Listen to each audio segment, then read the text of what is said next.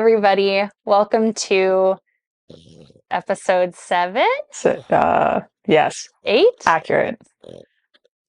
Accurate. 7. It's the next episode. The next episode. Frontline Baddies podcast. Before we jump right into it, I just want to make sure that I acknowledge Frontline Baddies operates off of the north of Turtle Island. We strive for decolonization, land back, and acknowledgement of continued colonization through the Canadian government. We are a group of humans that are Indigenous, refugee, immigrant, and settlers to Turtle Island. We acknowledge our ancestors' plight for us to be here. We acknowledge our siblings' trauma in this line of work. We did not choose it. It chose us. Now, for those of you who are maybe just started listening or just found this episode, my name is Danny. I'm a part of the Frontline Baddies crew. And as always, we have Miss Tracy over in Calgary, who is one of the co-founders. And then beside me today, who normally would be Eileen, is actually Miss Brooke. So, so I don't know, Brooke, if you maybe want to intro yourself a little bit, talk about yourself, let everyone know who you are. Sure. My name's Brooke. I'm also a part of Frontline Baddies, and have been since almost the beginning. Yeah, I don't know. I don't know what else to say. I mean, I kind of started in this field doing youth work and met Tracy and Eileen and eventually Danny. Actually, all of us met through there. So yeah, part of the team. Glad to be. Sorry, my Lou, as most of you know, is normally curled up in my lap, has chose violence this morning. He woke up with rage in his heart. If I'm doing this, that is why. I'm keeping him at bay. And today we have a really special episode, and I'll let Tracy maybe talk about it a little bit more, but we asked some questions on social media to a lot of our Frontline Baddies who follow us and have been on this journey with us, and they have provided some struggles that they have noticed in their line of work. And so we are going to speak to a number of those struggles that people have written into us, which is really cool. So it's going to be a cool episode today. 100%. And that's why the episode's called Struggles of Frontline Baddies, because we all struggle for different reasons. And I feel like sometimes we wake up and we want to choose violence, but we know we cannot. So this is where we're at. We're all just trying to get advice from one another. And something that we've really prioritized with Frontline Baddies is trying to share advice to our younger crowd of frontline workers, because we get how hard it is being green or being new to the field, or even just being young, but maybe being in the field for a while and being young and not being taken seriously, as well as due to all of the crises that have occurred on a societal level, like the housing and the toxic street supply and vid. We lost a lot of our veteran frontline workers due to other sickness or burnout, or just not being able to go through crisis after crisis after crisis, because it's a lot and it's draining. And I think I now know 8 veteran frontline baddies who have been in this field for over 15 years. And I've been working in this field for over 10 years. And I think that says something. Active veteran workers, we don't have a ton of them. And I think there's a lot of knowledge in what they can pass along to us and share with us. But we just lost that entire generation that had, the decade or more experience. And now we don't have that knowledge transfer. Do you guys know a lot of veteran frontline workers who have 15 plus years of experience on your end? Not really. No, 15 plus years. Most of the people I know that have been in this field for a long time kind of move up to upper management and aren't really on the front lines anymore. I think what you're saying is we have lost a lot of people who have been in this field for a long time, because it does wear on you, burnout, and even people who have struggled with lived experience of addiction and substance use. A lot of people have actually passed themselves. So, and I don't think that's been a common experience for me in the past 5 years, to see a lot of people who have been in the field for a long time. And if they are, they kind of like move on to the next thing. I know like of one mutual veteran frontline baddie that all three of us know from the one center that we all work together. And I want to say she has worked graves there forever. I think I do. so. I do. I do. I totally do. I heard her voice in my head. Anyway. Yeah, immediately. I mean, I have to agree. I think, or the people that have been in the field for a long time, they've maybe jumped back and forth a lot. Like, I don't know a lot of people that have stayed at the same center for more than like 5 years. Yeah. I don't know. I don't know a lot of people in the field like that. Like maybe if they have, like 10 plus years experience, a lot of the people that I know that have had 10 plus years experience have taken time off, or they've gone back to school, or they've like started a family, like they've done other things. And I think the people that I have known that have been there the longest have been people that work graves. Most of the people that I know that are still frontline, they're overnights. All of them. Yeah. All That's of them. true, actually. I don't know a single person that is still actively working in frontline that has been doing it for like 10 plus years that isn't working an overnight line or hasn't been for a very long time. And I do feel like, much to what you had said, Danny, that anyone who's been in it for 10 plus years have taken a break. Like I had to take a break in this last year. And I just think that's the reality. Like it's that compounded trauma piece. You can only be doing this work for so long before you've encountered so much trauma that you just need to take a step back and reevaluate, like, is this what you want to do for the rest of your life? But then also reevaluate, how much danger are you willing to put your mental health, your physical health, your safety at risk every day, and still show up in good ways for the people that you want to show up in good ways for, and your community ultimately, right? The work has changed in the last 3 years or 5-ish years. Like the work really has come to like responding to emergencies that are life or death more than previous before those 5 years, as well as like we're seeing more bang bang, right? Like that's just the truth of the matter, and that in itself deters a lot of people away from this work, because of the mentality around bang bangs and the fear around bang bangs, and gang violence as well. And I just think it has definitely changed the layout of frontline work. We just kind of wanted to set the foundation. We're about to get into all of our frontline baddies struggles and talk about it. And we want to hear from y'all as well, like how you navigate this stuff. So please, in the comments, go off. We want to hear it. Any advice is good advice. Well, that's not true. There is some poor advice. We will be calling out poor advice, but there are such thing as stupid questions. Tracy's putting it out there. Yeah, now. I do have an ideology that there are wrong opinions. And I do just stand by that. So sorry if that's a hot take, but I don't think it should be. It shouldn't be a hot take. There are definitely wrong. It shouldn't be. But it is. Oh gosh. Okay, so I want to say a few weeks ago, we asked individuals what they were struggling with, and they could respond, and a bunch of people did. We asked if they wanted to stay anonymous or not. Some did, some didn't. So just in case that's a worry or concern, the first one that we got going, it is an anonymous one.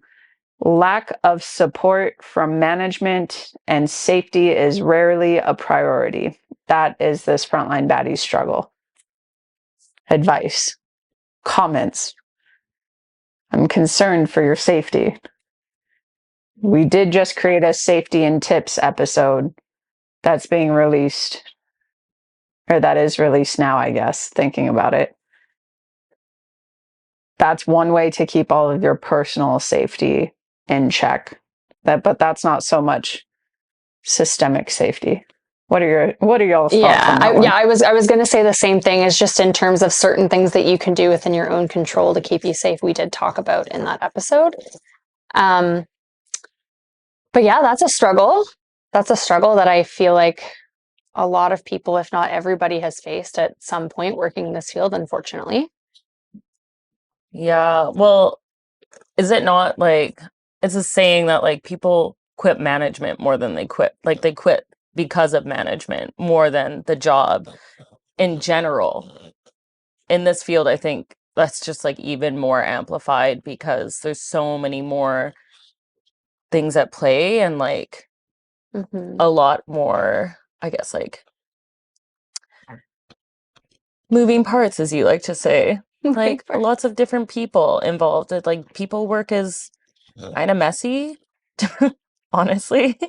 Management has always kind of been like a huge contributing factor to like whether or not I feel like my needs have been met in a job. And if I felt like I've been able to show up at the capacity I'd like to, and I know I can when I have support from management, if that makes sense. Like it does really contribute to how well you're able to do your job by having that support and feeling like you can actually count on them to have your best interest and like also trusting their judgment because you don't always get to know the reasoning why they're making decisions. So that trust piece and like feeling supported and like having those similar values, I think is really huge in this work. Absolutely. And this is not, I mean, I feel like I want to name that this is like a universal concern, I think, amongst so many different areas of work. This is not necessarily just for the frontline community. However, when there are discrepancies between management and frontline workers, the safety of the frontline workers and the communities that they serve are in jeopardy. Definitely. And I think that's the difference. Feeling like someone really had your back in a marketing meeting versus someone having your back when you are tending to an OD is very different. And I don't know, like the difference is, either making sure that you're not going to go through a very severe burnout stage for yourself, or maybe being afraid to make the wrong call due to like kind of how you were speaking to management and some of the ways that they go about talking to their staff members, and therefore maybe you don't make the right call in that moment because now you're trying to like really maybe think more. Like I've had it for myself where I'm like really thinking about all the different things that could happen because I was terrified about my own job security and the people I was working with, and I was terrified for the community that I was supporting. And I was like, I don't really know where I'm supposed to do. And then, decisions don't get made in time, or things don't happen in time the way that they should, or you're needing to get approval for certain things that makes things take, longer, or whatever it might be. And policies are obviously there for a reason, but sometimes when that communication piece, like you're saying, Brooke, isn't there, it's hard. So yeah, that's definitely a big struggle. I definitely don't know in terms of specific advice what I can offer other than just to do your best to continue to communicate to the people around you and to the management team as much as possible and document those sorts of things. Again, something that I go into in a previous episode that we filmed. And yeah, just try to check in with yourself and check in with people that you're working with. And yeah, I don't know. That's like an ongoing, I feel like that's like an ongoing thing that's such a systemic thing that it's like not one little tidbit of advice is really going to like fix that, I think, in a lot of situations. Not everywhere though. Sorry. Not everywhere, just in our experience. Yeah, I was gonna say, like, sadly, if you're really not feeling supported, and this isn't like always a solution, but find another job. Like, honestly, though. I think that is the solution though, Brooke. Yeah. And it's a solution that we've talked about in other episodes as well, where like sometimes it's not the right fit for like your values versus the principles of the program, or sometimes it's not the right fit due to the demographic you're serving. Or sometimes something happens in your life that makes the demographic you're serving almost impossible to serve. Like we see that a lot in like DVs, like where that could happen the next day and you didn't know. Like maybe one day you're fine with serving that population, but then you experienced something traumatizing, and that's no longer a population you can serve due to it bringing up your own stuff, right? So it is a good thing to recognize when you're not a good fit for that space either, for whatever reason. And going back to Danny, what you said around management teams, some of them not being the best, I would have to agree. I've seen really burnt out management teams that are just trying to like have bodies in their places and just keep the program up. Or I've seen the opposite, where really good managers are also burnt out trying to caretake for their frontline staff, and then frontline staff taking advantage of that. And I have very rarely seen a balance in between that. It just always feels like the extremes of frontline. It's either one or like the other, like quite heavily. My advice would be to keep yourself as safe as possible. If you've highlighted those concerns with your management team and they're not taking it seriously, there are a few options that you could go down. You can quit, you can document, you could even like refuse unsafe work. You can also, I think there's something to be said about having a sit down with your managers and not coming at it from like a personal place of like, I'm not safe, but coming at it from a place of like, this is a safety concern. This is why it's a safety concern. This is how it impacts. And I'm also cognizant of the liability at stake, because as soon as you kind of bring in that liability piece, it reminds management that like, oh yeah, this could be a liability concern, especially if your reasoning is all there. Sadly, though, that means you're doing more labor to have that conversation. So I hope that that answers those. I feel like we gave a ton of advice on that, and I hope any one piece of that advice can help you, if not all of them, because you might find that you go through that entire gambit and just quit because it's still not being taken seriously, which is like not a bad thing, like we just talked about. Definitely not a shortage of jobs in frontline work. So, right, there's people always hiring. There's always a need. There's always a need for us to be employed. So another anonymous member said, set boundaries with staff who are not respectful of boundaries and are not trauma informed in their work, as well as my own input being glazed over because I'm the youngest on the team. So we got a little ageism sprinkled in here with a lack of professional boundaries and trauma informed care. What do y'all think of that? Because I'm certain none of us on this podcast have ever experienced ageism in the workplace. What is that? What is he? What? And I think we're laughing because we all definitely have, and that was heavily sarcastic. That wasn't clear. Yeah, for those who can't read tones, that was definitely a ton of sarcasm. I know I experienced quite a bit of ageism in my early 20s because I started low barrier work as a teenager, as like a 17-year-old. So by the time I was like 22, I already had, quite a few years of experience under my belt. And I would argue like more dangerous cities and under more dangerous circumstances.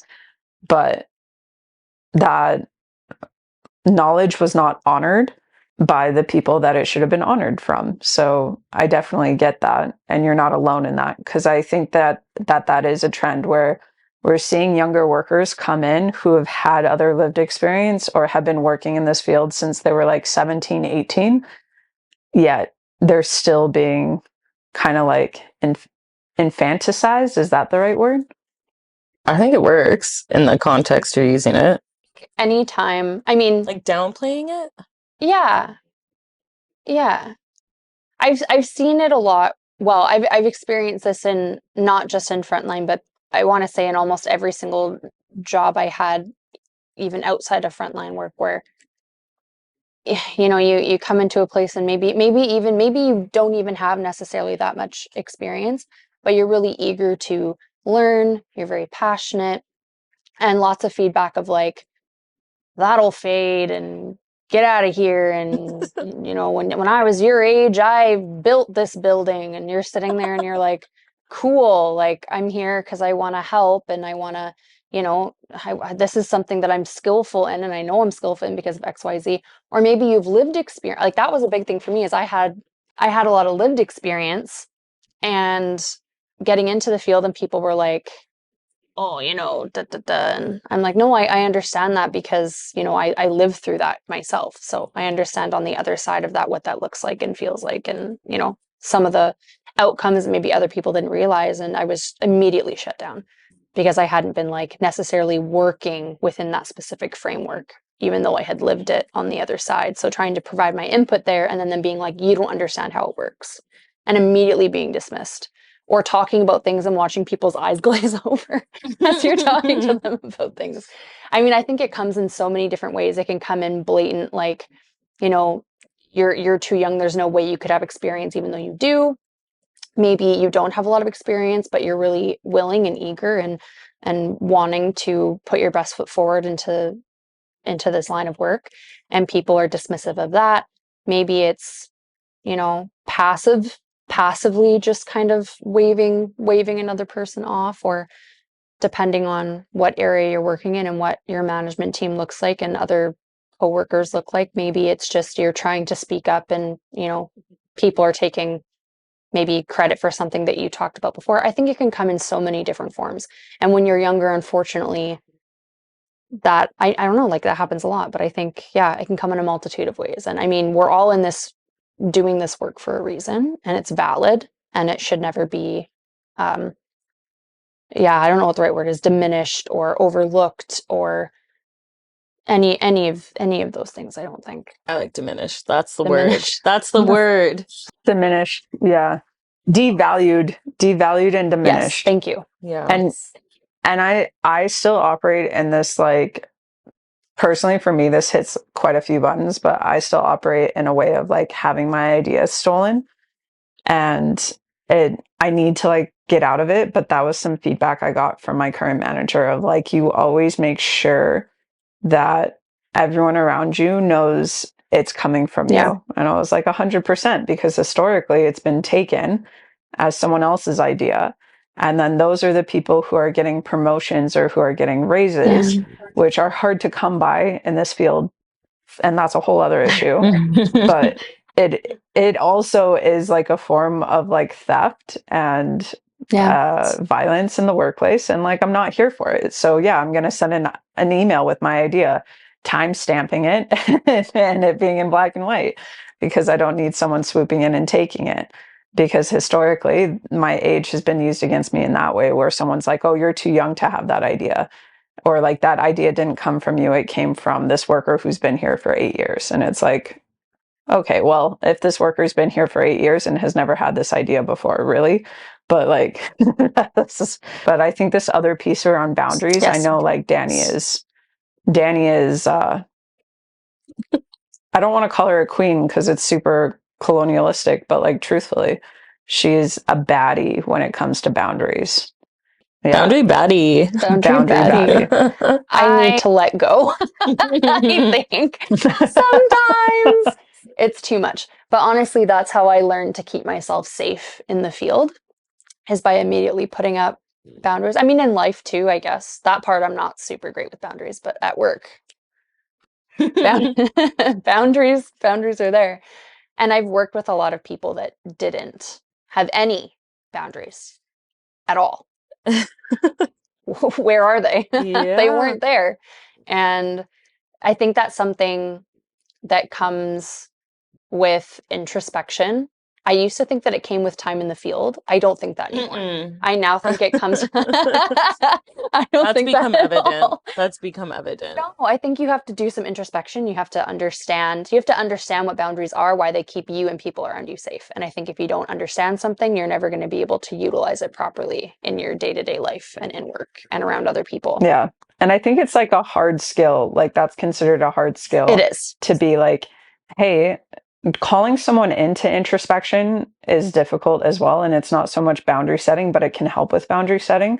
So just even having a question in your like little holster for yourself of like, why are you not respecting my boundaries when I very clearly like laid them out and stated them, and then just kind of walking away and letting them have to sit in that uncomfortableness of that question and do that work, I think has worked for me, as you're like what you're saying around other people not, and that introspection piece, like, because I completely agree. Oh my gosh, 100%. I mean, and with setting boundary, and I also think that people don't set boundaries correctly a lot of the time. So like, and this is like when I was working with youth, well, still work, well, when I was working with youth in a different capacity, we would talk about what boundaries were, and kids would say things like, "Don't do that. That's my boundary." And then, I mean, fairs, depending on what it is. But, Yeah. another piece of it is, saying, I don't appreciate you doing XYZ. If you continue to do this, this is going to be the consequence. Like, I'm going to walk away, or I'm going to no longer speak to you about this topic, or I'm going to, have to, whatever. Like, it has to match, what is happening in that situation. But I think that also, that changed for me a lot when I kind of understood that a little bit more, instead of being like, people are crossing my boundaries all the time. And it's like, but I never really gave somebody a consequence of what would happen if they crossed my boundary. And so then they would just keep crossing my boundaries over and over and over again. And I wasn't doing anything about it. And they knew I wasn't going to do anything about it. We both knew we were in this cycle, and they could take advantage of me in that way. And eventually, and then when you say this is what my boundary is, and this is what, my act, because you can't control what other people are going to do. Yeah. My action is XYZ if you continue to do this. I think one thing that's really important with boundaries and setting boundaries with literally anyone, but especially with coworkers, is kind of knowing that you're going to have to like reset boundaries and reassess what your boundaries are with different people, Yeah. different stages of like, even when you like move into different roles, but also just looking at like even where your mental health is at, your boundaries might change from like week to week, day to day.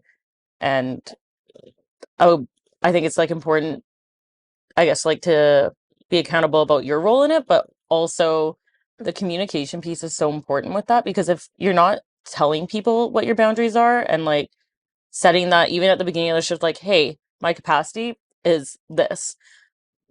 I've done that outside of even frontline work where I'm like, hey, I'm pretty good with like banter. Sometimes that's a thing where I'm like, today's not the day. Let's just we'll focus on work. We don't need to like have little jokes, and sometimes your capacity is just different. The communication piece is huge because no one's going to know unless you tell them. Yep. And sometimes I think not you, but I will think that it's obvious when you're like quieter, not engaging in like if the banter example, for example, I guess. Like if someone's like trying to joke around and you're not really engaging, for a lot of people, they might be like, well, obviously I'm not engaging, like stop doing that. But being explicit and setting those boundaries and being really clear about it, I think is huge, and making it like a little easier for people to respect your boundaries, because not everyone is actually picking up on those social cues and paying attention to them.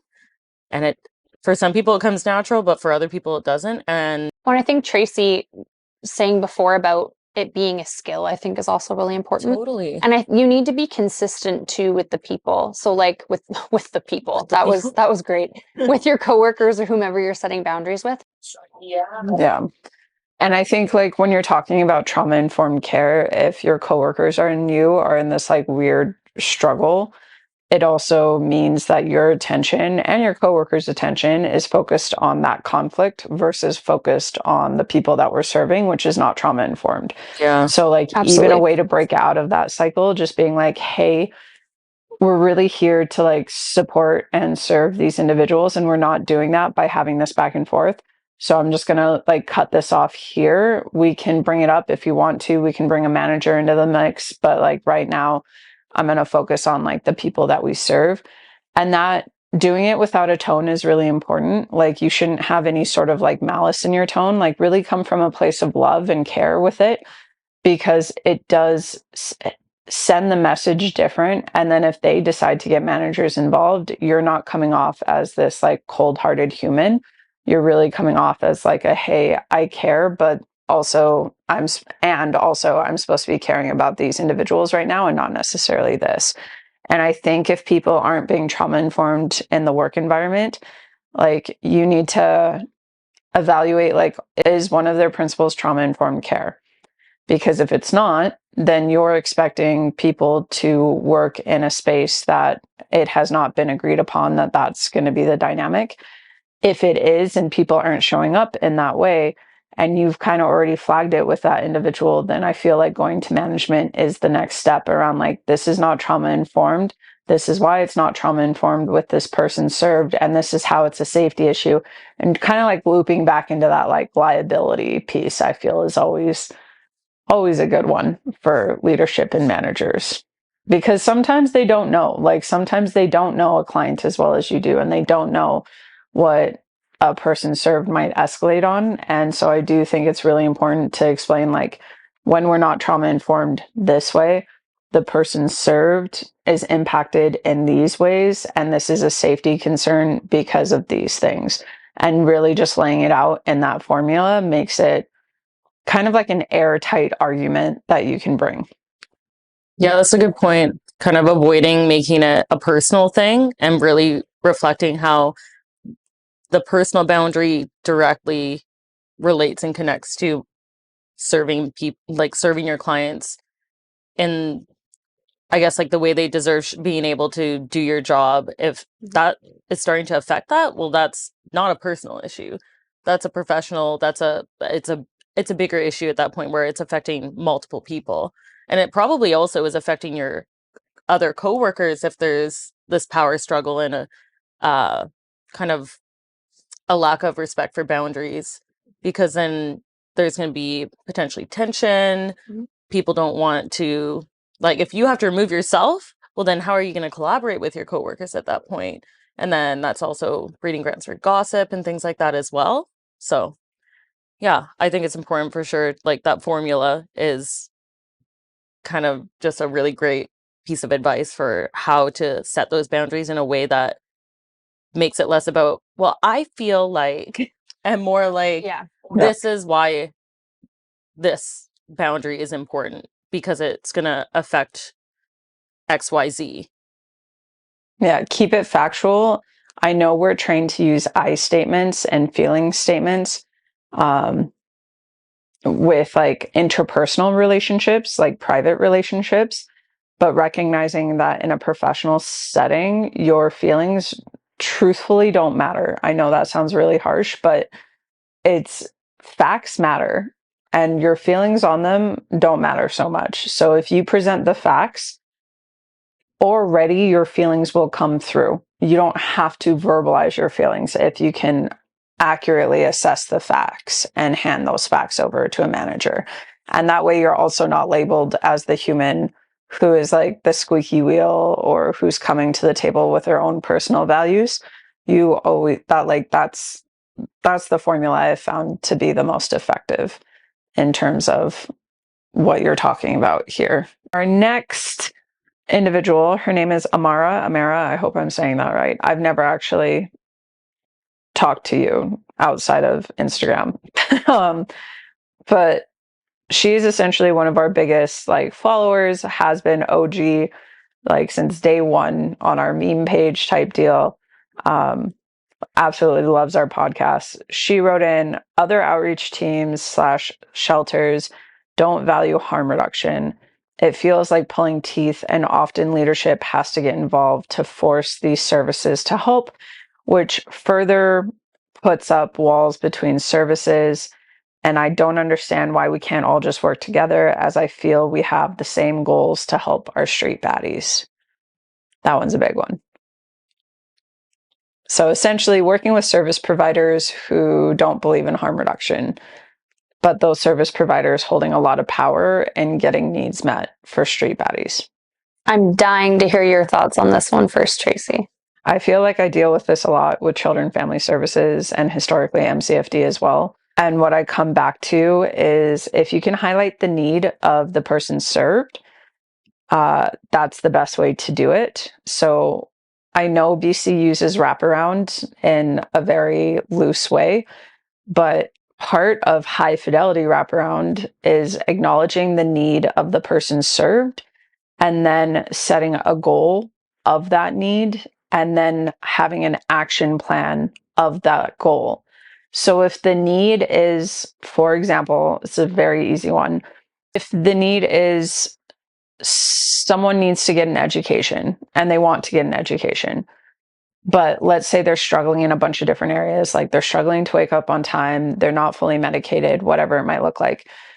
You set out the need and then you say, okay, what is our first goal to meet this need? And the first goal might just be to get them on their medication and get the proper medication they need. We all know as frontline workers that might entail them having to go to the doctor, getting a prescription, making sure that they have health care and are actually registered for health insurance in the province that they live in. And that all takes time, and recognizing that like that takes time, but coming to the table with, if this is your goal, this is, or if this is the need, this is your goal. And then really outlining, these are the tangible things that we can do to help support this individual to get their need met or their goal met. It really helps, and kind of taking harm reduction off the table. Because a lot of the times we use harm reduction and it has a lot of negative connotations. And as soon as we use it, people shut down. And that's not great. And we can still navigate around that situation by just talking about the needs and the goals of the individual person served, I believe. And that it's bad that harm reduction has this stigma. And I want to destigmatize it as much as possible, like personally and professionally. And I think this is one of the ways that we do that, is we explain the need and goal. We start getting traction in that area. When there's positive outcomes based off the need and goal, we go, yeah, that was harm reduction. And then it starts changing their mentality on it just a little by little, right? Like that's where we're at. There's a lot of education we have to do. So I feel like we don't front load it with, this is harm reduction. We front load it with, this is the need and these are the things. And if you know those services as principles, calling those principles into play. So if like a service is, their principle is getting needs met, or their principle is supporting individuals, by talking about needs and goals, that's talking about supporting individuals. And that is going to land way more than talking about harm reduction, which might not be a services principle. And this is coming from an individual who's working in Alberta with very little harm reduction services, and where harm reduction services are actually actively being used against individuals now. So Yeah. take that with, I think harm what you reduction has will. become one of those, just the, not harm reduction as a whole, but just like the term harm reduction has become like a hot button, like buzz topic almost, I think. Buzzword. What's the word I'm trying to say? Buzzword in a lot of circles within the field, or services that are aiding and abetting. It's just, I don't know. It's just, It's really polarizing. it is. And I think Yeah. I think you're right, Tracy. Instead of, going blue in the face, telling people what harm reduction is, and using that term, just kind of explaining exactly what it is and what you're looking for. And 9 times out of 10, the service is going to be like, yeah, exactly. And you'll know. Yeah. You'll know what it is. And I think at the end of the day, it's about the person served, the community served. And, if you need to just kind of dance around that a little bit. And then at the end, we can say, as per our harm reduction approaches, Yeah. X, Y, Z. I think destigmatization is the only way we're ever going to get to a place where you're going to be able to use that term as a way to describe what we're doing with clients in a way that isn't going to be weaponized in some capacity. Yeah. Honestly. And now it sounds like relationship repair also has to happen between services, which can be a little bit difficult. But Yeah. just like recognizing that, like when you're working with the frontline workers of those services, like maybe bringing them a coffee. Like when you're going to meet a worker that historically you haven't had a good relation with, texting them beforehand, being like, hey, I'm running through Timmy's. Do you want something? Because just that one act usually kind of helps take down the wall a little bit. And maybe that's bribery. I just don't really care if persons serve. I feel like it's still coming from a place of love, and I don't ever want to weaponize like niceness or love, but I do feel like, much to your point, Amara, like we're all a part of the same community and we're all trying to help street baddies. And that means like I do need to show love to other frontline workers or other service providers who don't necessarily see things the same way I see them. And I have to like kind of just show up in that love so that maybe they're feeling that love too. Cause I don't think there is enough of that going around. Yeah. What do you think, Brooke? Yeah, I definitely agree that like harm reduction as a term has been like can present a lot of barriers when you kind of front load like we need to be more harm reduction. It will kind of divide the room a bit, and being client centered is synonymous. Like you can use words that are a little less like people they hear client centered. I feel like a lot of people are like, yeah, it's about the client. It's like the The same individualized thing. care. Yeah. So you can Yeah. still like kind of swap in different words that convey the same idea that are a little less controversial. I don't know. Which I don't know. Polarizing. Yeah, which is a It shouldn't wild. be Yeah. like it's so funny too because when you break down, it's like seatbelts are harm reduction. It's like you don't hear people getting upset, being like, "Put your seatbelt on." It's like I don't know, man. Like it's funny when you go into main focus being the client. Like that's the best. I feel like that's just like what it comes down to. That's the best advice. Like I feel like you can give with like people having a resistance to harm reduction is it really is about just centering their needs. It really is about individualized care and meeting them where they're at and looking at what's like a feasible step. What can we actually like do to support the client and what is possible or like what are they able to do right now today? And then what's the next step? And then what's the next step? And then even if you stay on step one, that's okay. But like, yeah, I definitely think as sad as it is, kind of avoiding using that word if you're noticing that pushback. Um, but yeah, I feel like it's just like very much the same things that you two were saying. I Yeah. don't really have like a hot take.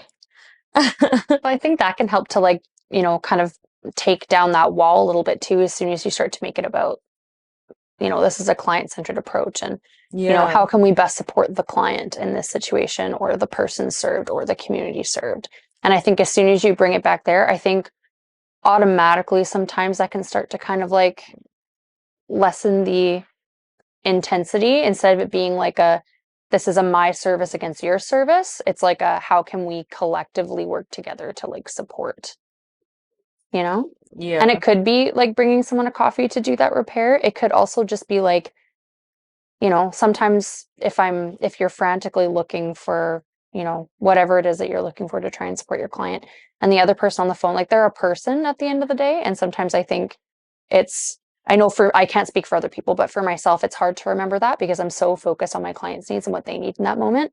And to recognize that I am talking to another frontline worker on the other end of the phone and to be like, hi, how are you? Yeah. Before Yeah. you start diving into I need this and this and this and this and what do Yeah. you have for this? It's kind of like, how you doing? How's it going over there? This is how it's going over here. Anyway, That's a really fair here you point. go. I feel like it's like No, it's hard. Oh my gosh, I'm not saying that's like the easiest thing ever to do yeah. by any means, but sometimes that can make the difference. Truth. I've also found that like doing it that way, you get a lot of tea. Like you get a lot of community tea when you come at it with love with another like frontline Oh yeah. workers or Oh yeah. social service provider, whatever that might look like. Like even from ones that I've historically had conflict with, like a lot of conflict with, at the end of the day, they're probably telling me some things they really shouldn't be telling me. And it helps me to recognize what their days are looking like and where their kind of bottlenecks are. And it also helps me understand, like, okay, so if this is how this office or this sector is right now, what, like, it allows me to, I guess, be a little bit more creative in getting needs met and knowing, like, I can't necessarily rely on this service for these things right now because they're overworked or underpaid. Like, they might not have the budget or like, whatever it might be. But the only way you get that information is by having good relations and by like showing love and care. Absolutely. The next advice or the next question for advice struggle, Megan Millette, which Megan and I are friends, and she works out in Halifax. And her struggle is coworkers are overemphasizing their importance in someone's life. And I feel like before we get into this one, I need to explain some of the culture that I have found in Halifax versus West Coast, because y'all are from the West Coast. Some of the culture around the East Coast operations is many of their services are like the only service doing that service for other the entire community that they're in, or even the entire province. And because of that, there is a lot of weight put on the frontline workers and those service providers to show up at maximum capacity every day, and feeling the need of like, if I'm not there, it's not getting done. Because quite literally, that's how some of these services operate, is like, if the 5 individuals that don't work, or if the 5 individuals that work at that service don't show up, that service is closed for the day, which means people served are not getting that service. Because of that, it does create this very big weight of frontline workers maybe overemphasizing their roles. And I know one of the trainings that I was a facilitator at and Megan was a participant at, this was a big issue as well. And I come back to that same advice of like, persons served have lived 100% of their days before they hit that service. They have agency. They're very intelligent. They have gotten their needs met. Yes, our services are important to continue to get those needs met, and recognizing their agency is really, really important.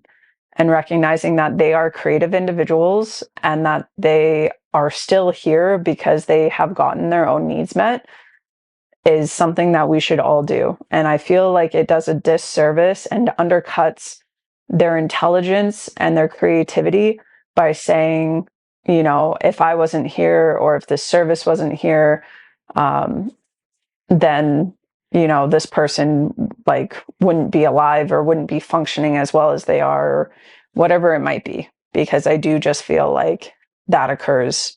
And I feel like that's kind of the culture on the East Coast, and rightfully so, because of what y'all are dealing with. But what are your thoughts hearing the culture and how it's different over there? What are your guys' thoughts on that? I mean, I still definitely see this often where, and this actually directly connects with boundaries in a lot of ways. You kind of have to trust the other people that work in the same agency. I think that's a big piece. Is sometimes people don't trust their colleagues, sometimes rightfully so. But like, definitely can see why it can be challenging to, I guess, see the situation as, well, if I don't do this, no one's going to do it. If I don't go that extra mile, like, they're just going to do the bare minimum. It's easy, I think, to like justify that, but it can definitely be problematic in the long run for the agency, the client, and yourself. It's definitely something I witnessed. I just don't know like what I can suggest as like advice towards this, other than trying to give an outside perspective of how you're experiencing someone place so much value on their involvement in a client's life and the service provided to them. Because obviously you would hope that you're trying your best to make as much of an impact, but at some point you kind of have to understand that whether or not you're the person delivering the service, or like whether or not you're there are other coworkers, there are other resources, and this, like you said, Tracy, these people have lived their lives 100% up until that point without you holding their hand. So they're very capable. What I know, I I was would like, no say, one said it yet, but it's hanging in the room with us. it's in It's the air. here. Are we talking about savior She's here. complex? Yeah. Yeah. She's here. She's here, and she's making herself pretty big with the savior complex. And like Megan, we were training your team, and this was something that we did train your team on, was the difference between hero complex, savior complex, or victim complex. And all of those are very important to recognize in the frontline work for so many reasons, right? Like abuse of power, burnout, relations with your coworkers and persons served, abuse of person served, like it has lasting impacts all the way around. But yeah, savior complex she has entered the chat now. So how do we get her out of the chat? How do we get Miss Savior Complex quieted or muted? Yeah, I mean, let me know when you know. But but I think I mean, I think it's also hard when you're newer because sometimes it can really hit you in a lot of different ways. And I think that can be a way that it manifests, maybe. I would challenge everyone in this field to really try and separate themselves from the work that they're doing and separate themselves from persons served. Because I think so many connections are being directly made in the way of, if I'm not there, this person's life is just going to be in turmoil and awful because I am the one who is doing X, Y, and Z for them. And maybe just like separate that for a minute. Maybe ask why more. Maybe be like, why am I feeling that way? Why am I feeling so tied to this particular community or this particular person? You know, what is coming up for me while all these things are happening? And maybe you're going to find like a different answer other than, I'm the person holding this all together. It's like, well, maybe you're not. Maybe you're feeling that way, but that most likely is not reality of what is happening. And like, why is that coming up for you? And what does that mean? And like, And it is a sign of burnout. sometimes it's good to, take a step back and rely on some of your coworkers if possible to maybe take on something when you're noticing yourself getting a little bit too involved to the point that now it's going to be detrimental to yourself and the person and community served. I think it takes a lot of awareness to do that It does. too, It to does. kind of be like, even if you have great rapport with a client and they really like working with you, Yeah. or even, yeah, I don't know. I feel like there's a lot of reasons why you might be like really attached and invested that aren't necessarily bad, but being able to reflect on like, that's going to affect their ability to access services when I'm not here. Mm-hmm. Will they wait for 5 days, 2 weeks if I take time off?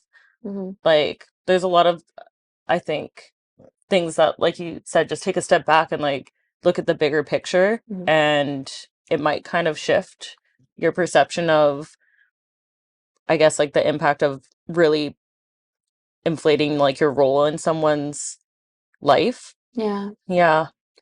Well, and as frontline workers, we're all pretty, I mean, okay, I'm not going to blanket statement, but I feel like most people that I've met in this field are super like vigilant. We're like constantly looking around us and our relationships and the people that we're working with and clientele, because that's just how, if you've lived experience, that's, it's like burned into your brain. This is how you keep yourself safe.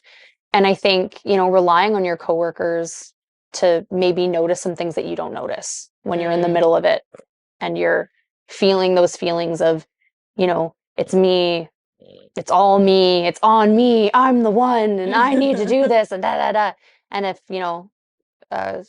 someone else that's working alongside you is maybe noticing some of these things, to be like, hey, maybe we need to make a switch real quick, or maybe you need to take a back seat because these are some things that I'm noticing. What do you think about that? Yeah. Like relying on yourself to have, like you're saying, to have the awareness to make those decisions is almost not feasible. Yeah. So relying on other people and having those conversations and, making sure that the person served, if possible, is being a part of like team things and not just you being the one person. Rapport and building is great, but rapport building should be able to be done with most people on the team, not just one person. Yeah, yeah, definitely. In my opinion. And that was actually something that with Megan's team, because Megan has a huge team out in Halifax. And that is something that like we did discuss at the entire team training around like it is unsafe for a person served to only trust one individual on the team. And if you're that individual that person served trusts, it is your duty, I would argue, your obligation to start to help that person build trust with other staff members, because you are not there 180 hours, which is one work week. Like, you're just not. You're not there for all of the hours. And by helping that person establish trust with the rest of the team, you're actually making that entire service more safe for that individual. The last piece of advice we're going to give on this as well is that you all probably only know 2 to 5% of that individual's life. And that's what they're willing to share with you. Like, truthfully, like, y'all don't know the people as much or as well as you think you do unless you know them in your personal lives, which sometimes that occurs out in Halifax and some of the other provinces out east. And I acknowledge that.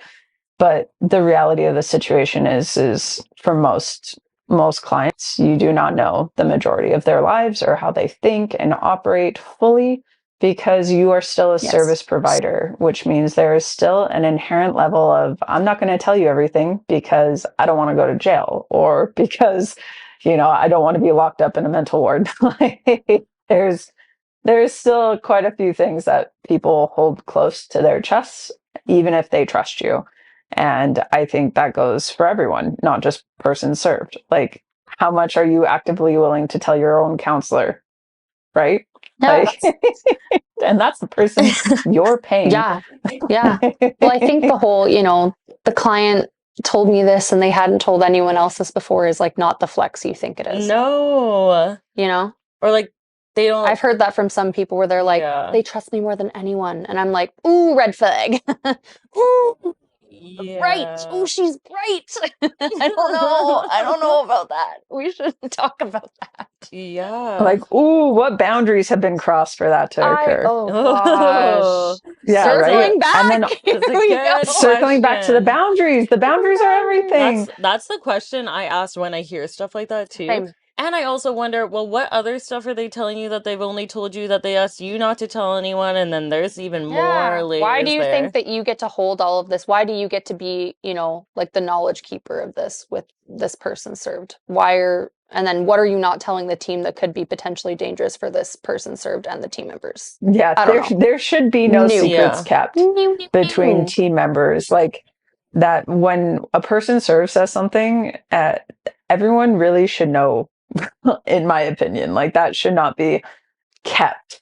I'm a huge believer, if there is a client going off about someone else on your team, that person needs to know first before anyone else, so that they know that there might be a safety concern there. Like, that you would want to know the same if you were in their position. Yeah. So I agree with you, Danny. And yeah, maybe even just joking about it, being like, oh, Savior Complex has entered the chat. Like, here she is. It can take some of the edge off the hard conversation you're about to have with that individual. It's still going to be a hard conversation. We're still entering into some conflict.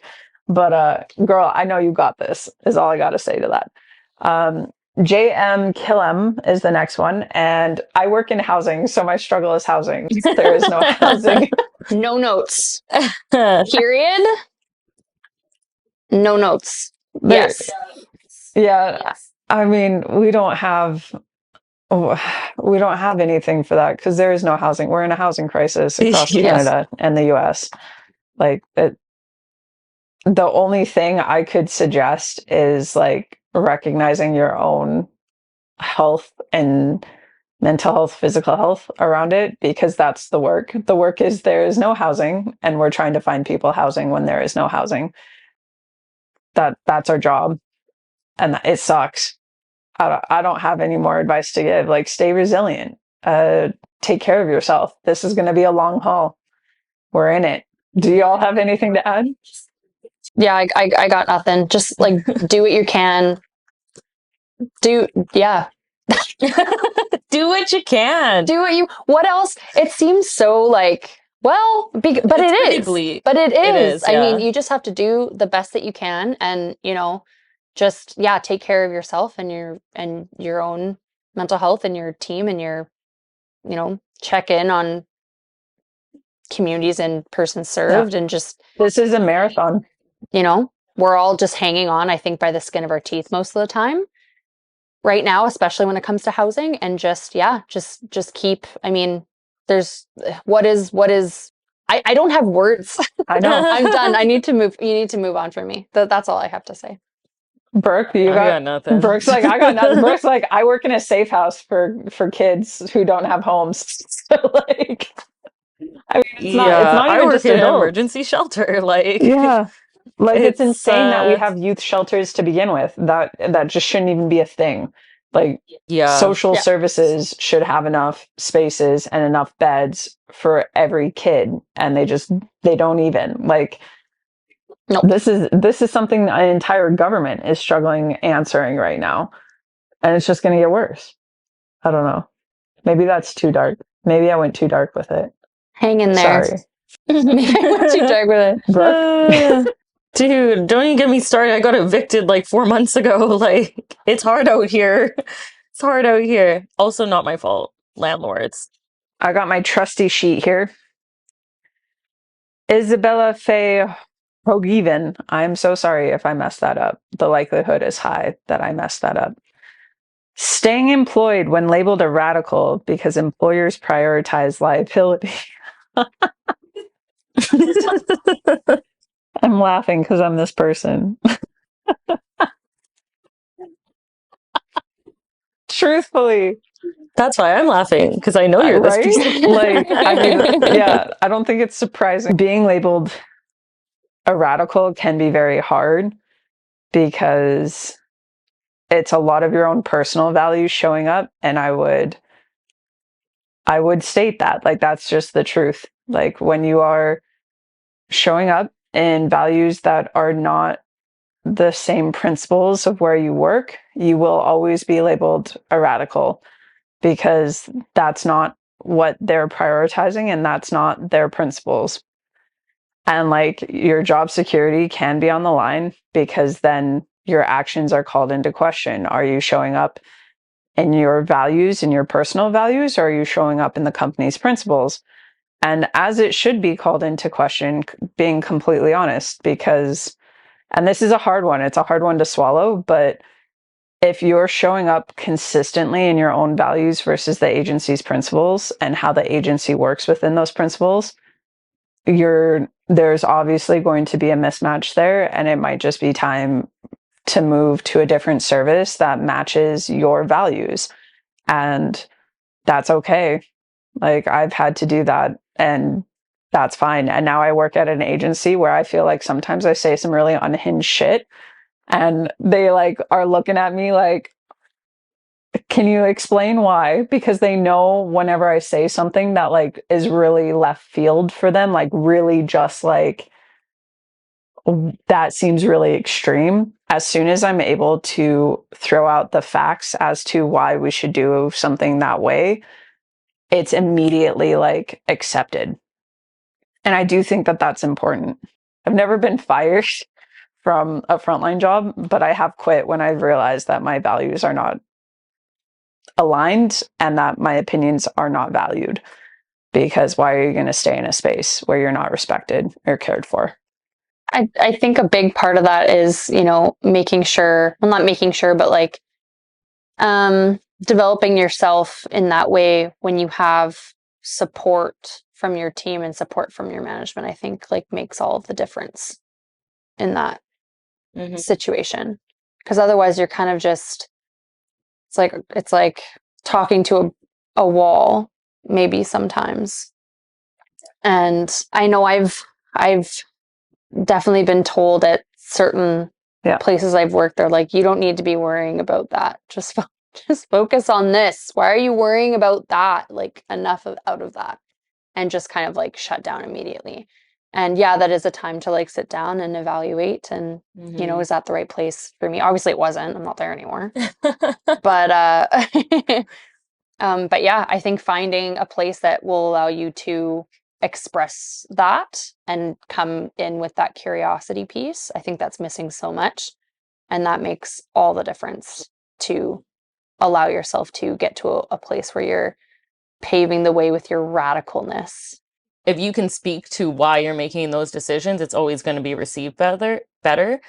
Yep. So I feel like that's a huge piece that like most jobs I've had, that's like at least I don't know if all of them walk the walk, but they talk the talk. They'll say, if you can tell me why you made that decision, then I'm good with it, kind of thing. Sometimes it doesn't end up actually being true, but you know, it's always a good place to start to just be like able to recognize what your decisions and perspective is like rooted in and being able to speak to that confidently. And Yeah. that's going to be received a lot better than just because, like, obviously. But Or I feel. yeah, I think that's a huge piece. Like, I want to reiterate that because you spoke about that in the beginning when we talked about it. And I feel like there's also like a lot of stigma around being a radical or what that looks like. And I personally take pride in it, because this could be switched out with like advocate and a bunch of other words that sometimes hold a negative stigma to it. But specifically radical, like I personally take a lot of pride in it because that is the only way our entire society and community changes. Like, we're not out here destigmatizing substance use and mental health issues and just for the funsies of it. Like, it's Mm-hmm. emotional labor that we do. It's radical in nature, and it needs to continue. Like, the work needs to continue. I'm never quiet about my intersectionalities and what that looks like and the impacts of my intersectionalities when it comes to my mental health, sexuality, race, gender. I'm very open to it and my historic substance use and current substance use. And I think that's okay. That's the only way we change people's perspectives. It's the only way we get a better community and get what we want to see. Harm reduction wouldn't exist if it wasn't for some individuals taking very, very heavy risks to get there. You know, unions wouldn't exist if it wasn't for radicalized individuals. I mean, many of, FDA regulations wouldn't exist. Like, it literally hits almost every aspect of our lives. If there weren't radicals in that field, or if there weren't radicals who protested and who showed up, we would still be eating meat that, wasn't refrigerated for longer than 4 hours and tainted with chemicals. And like, I arguably is probably still tainted with chemicals, but that's not the point, right? Like, the bigger point is we're living a certain type of lifestyle today because of radicals and the work that radicals did. So, I mean, take some pride in that if that's what you're being labeled. That's my advice on that, because that's a pretty empowering place to be, I think, or I feel. There we go. Me using an I feel. Boom. Um, Love it. so the next one is anonymous as well. How to least traumatizingly tell other frontline baddies of a street baddie's passing.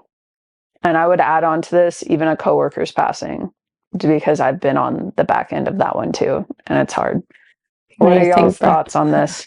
This individual, just for more clarity as well, also messaged explaining that they already have like a text messaging system going into place where they text one another saying, "Hey, I have some bad news. Do you have the capacity right now for it?" And they've used it so much that it's to a point now that when they get that initial text, they already know someone's dead.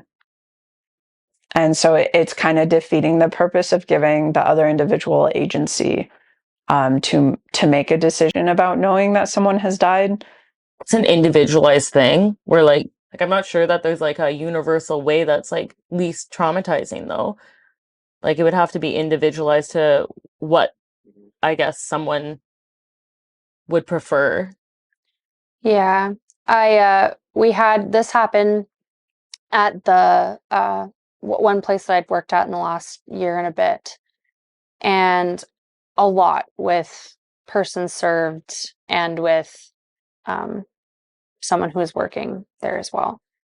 And very similar, because there were so many messages that went out and like so frequently within this one period of time, that what they did is they talk to everybody to see who, because what was happening is people were getting called and text outside of their working hours, and basically, saying, I'd like to talk to you about something, or whatever, and the person being like, oh yeah, sure, or I don't know, or do you have whatever whatever the wording is, and then was 3 days out from going back to work and just devastated, stressed, unable to do whatever they needed to do on their off time. So what management did is talk to everybody individually and cultivate a list of people that wanted to be contacted prior to coming into their shift and who wanted to be contacted upon coming into their shift. And if you didn't want to be contacted until you were at work, and then they have that list of people, knowing when people are coming in to sit down and have those conversations with them, or coworkers, whomever, then that's kind of how they divided it up. And I mean, I'm not there any longer to see how that's played out long term, but having agency over whether or not you're going to randomly get a message stating whatever it's going to state, I think could be helpful. But I think you're right, Brooke. It is very individualized, and sometimes maybe you really are ready and available and receptive to hear that, and sometimes you're not, and your mind can change depending on what's happening in your life and yourself and who the person served is or who the coworker is. So, yeah, in terms of advice, that's the only thing that I've really seen in real time that in the short term yielded okay results. But I mean, could that change as time goes on, as with this situation where they have maybe a specific line or a specific language that they use when they talk to you? Yeah, it could be. So yeah, I'm not too sure. Frontline Baddies does a workshop around client death, and this is something that we talk to with teams and team training and what that looks like. And Danny, much to kind of what you're suggesting, creating a team culture, I think it is unrealistic to not be notified about a death in the community. I actually think it's pretty unsafe as well. Working with certain individuals and not knowing if they're grieving a person who has died, or what circumstances even they have died by, can change dynamics and can change how people are going to operate in the community with other people, right? And so I personally stand in the field of, if you're a frontline worker, this is part of the work. Your people that you serve will pass. Everyone dies, but the people that you serve will pass, maybe at higher rates than others. That's a truth that we all need to get comfortable in, and grieving and mourning and bereavement can be hard places to be in, but knowing where you're at, are you in grief, are you in mourning, are you in bereavement, can make it much easier. And I think when it comes to telling someone, that is on leadership. I don't think coworkers should be telling one another, you don't know where the coworker is, you don't know how it's going to land. Like, unless y'all are friends outside of work, I would just suggest not telling coworkers, and just telling coworkers they need to check in with their managers about something. And for like manager teams, I think there should be a culture. What is your culture? Is it everyone just knows an email is going to go out Monday morning if there was deaths over the weekend? And like, people can choose to open up the email and you put in a certain thing in the subject line of like death update. It's morbid because it's death. It's also a natural part of life, and honoring that, I think, is important. If we're talking about harm reduction and individualized care, and we're talking about us being people that serve our community members, I just feel like that is such a disservice and dishonor to them personally. Those are my personal feelings, though. That doesn't make that fact. It just that's where I come from at it. So maybe even reframing it yourself for how you think and feel about it might help with the grief and the bereavement and the loss, because those are very hard things to navigate and get through. But I think we're hung up a lot on this being notified at all. And I just don't even think that should be a question anymore. You should be notified. It's important. Their life was important. Their death is important. You should be notified of it. I don't know what that looks like, but highly suggest talking to your managers about it. And for frontline baddies who are messaging one another who no longer work at that service, because like I've been in that space where the different services I've worked at, I get texts or messages from individuals being like, hey, just so you know, this person passed. My frontline baddies who are my friends and have my personal number know that they can send me that text without repercussion. And it's because in my mind, that's a part of life. And it's hard, but I think also after you've had so many losses, it just to a certain point does get normalized and how you respond. And I have like a whole process to keep myself safe when I get messages like that. I know I'm going to do my grieving process and my bereavement process. I know it automatically kicks into place. And truthfully, because I have processes in place, it does not hurt so much being told. And being told in a trauma informed way, I would argue, just means you don't get the blow by blow details of what occurred personally. But I mean, again, that's my own view, and everyone else is going to have their views on it. Yeah. I would just like to quickly add that I think this is again my opinion, also not fact, just as important as when, how, just when and how people are being notified of a death. I think debriefing in some capacity, whatever that looks like in your team culture, whatever that looks like for the people involved and affected, I think is equally as important. Especially people that are new are not going to have those own personal processes in place to be able to sit down and be like, okay, I'm grieving this now, and this is what this looks like, and this is how I need to take care of myself. And I think having spaces where people can just openly be able to, talk about that, maybe offer whatever they can offer in that moment to their team or to that person, whether it's a one-on-one thing, a group debrief, whatever. I don't know. I just think checking in to see what your team agency's policy is on that, if that's something that you could bring up, if you think that would be helpful. Maybe it's a attend if you'd like, maybe you won't after the acknowledgement of someone passing. But I would argue that's a very important component. Yeah.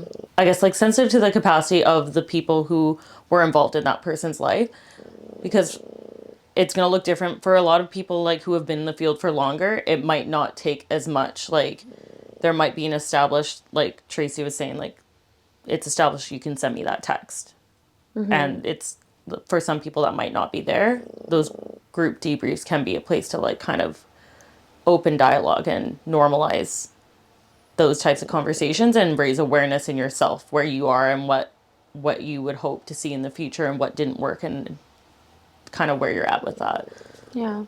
Well, and maybe deconstruct some individualism within grieving. Yeah. I mean, as someone who's experienced a lot of grief outside of work and also during like within the field that I've been working in as well, it's a lot to tackle on your own. And if it's happening within a work capacity where there's other people that you can have an open conversation with, I think that can really aid in healing and moving forward, asking, like keeping curiosity.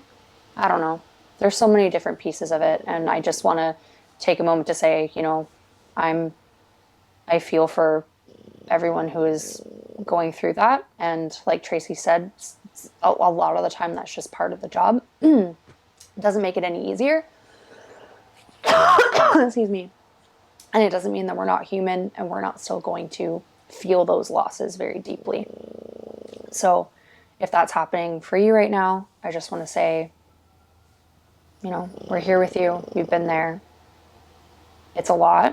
And just do your best to be resilient for yourself and person served and your team. And I do think it is important to honor their memory. And how are you going to do that if you don't even know that they've passed? And I mean, Eileen and I talked about this in one of the episodes on grief and how we handle grief after. You can always message us and reach out. Like, we do have knowledge. I do think maybe I'm not the best person to ask about this because I recognize that my years in this field, as well as my personal experiences growing up of like 12 onwards, always having a friend or a family member die from substance use or gang violence, and having to go to so many funerals, that I'm maybe a bit more cold-hearted around this, or not maybe cold-hearted is the word, but I'm just more direct, and I'm not going to cushion the blow, because I do just think those individuals deserve you to remember them, and that honor piece, and it's why we're here. The hope is that they don't die, but the reality is that like some people do pass while they're still in our care, or even shortly thereafter. And I think when we're talking about traumatizing, like the least traumatizing way, like that's some of the most traumatizing pieces of this work is clients passing. And recognizing that and acknowledging that and being comfortable in that will help you not feel so anxious around how y'all go about having these conversations with one another. If your workplace is not going to create a culture, then y'all create a culture within each other. I know Sophie out of Ottawa did this at the lowest barrier shelter out there that she works at, because they had a ton of clients pass in a very short amount of time. And what that looked like was a vigil. And she did a whole section. I think you can find it on YouTube. I'll link it. But she explained what she did to honor so many people dying so quickly. And the entire team was on board with it. And I just think when we have these things like vigils and we remember them and honor them, it doesn't make it so hard to get that information. I feel like they inherently go hand in hand, I guess. This is a very heavy end, and maybe we should all just do a little check-in. And listening, if you're listening, you can do a little check-in with yourself as well.